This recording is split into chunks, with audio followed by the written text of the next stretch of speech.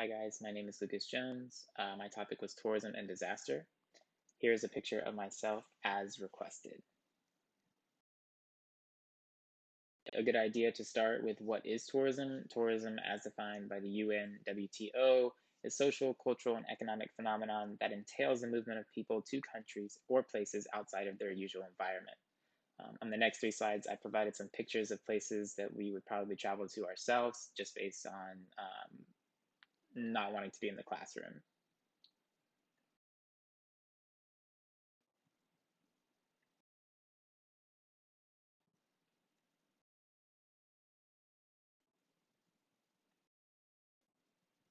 I thought it would be a good idea to define what a disaster is. FEMA defines a disaster as a dangerous event that causes significant human and economic loss and demands a crisis response beyond the scope of a single agency or jurisdiction. COVID-19 is a good example of a disaster that we are currently going through ourselves right now. So what makes tourism such a big deal? Tourism is a major stimulant to almost all economies around the globe. Tourism boosts revenue of the economy, it creates jobs, it provides infrastructure to a country, and it plants a cultural exchange between visitors and its citizens. To give you a better understanding of this, I provided some stats from the United States tourism industry. In 2018, our domestic and international travelers contributed to about 1.1 trillion US dollars to our GDP. To break this down, 16.1 billion came from the city of New York, as well as about 8 billion from Miami, Florida. And not only money, but we also created about 5.5 million jobs in the United States as a direct contribution of having our travel and tourism industry. However, we do run into a problem when disaster presents itself in these areas. Disasters come in many different forms as well as many different sizes and severities. Disasters can wipe out entire industries, and that is where we see disaster-stricken areas.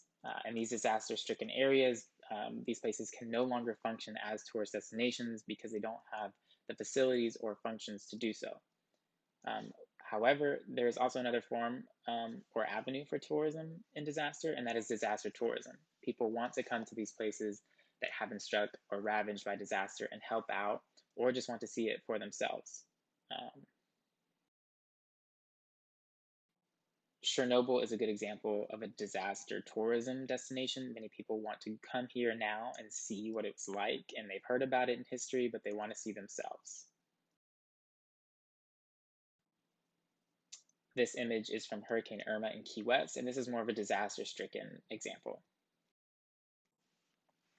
I want to look at Disney. It's a good case study because in Florida we have Disney, and Disney is one of the largest tourist destinations throughout the world. There is Orlando, there is Paris, Shanghai, California, and Tokyo.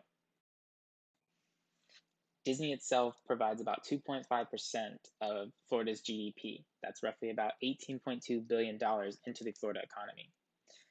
However, we know that because of the coronavirus, they've been closed since March, and we know that this is going to lead to some kind of economic hole when it comes to budgeting for the next fiscal year. I provided this chart on the right that shows just how much Disney differs from last year's quarter at the end of March to this year's quarter just a few months ago. The 4 months that Disney has lost money, you can see that the disaster has definitely stricken this area, and we're going to see the effects of this as time goes on. Here are my references. I appreciate you listening to my presentation, and I can't wait to listen to yours. Thanks.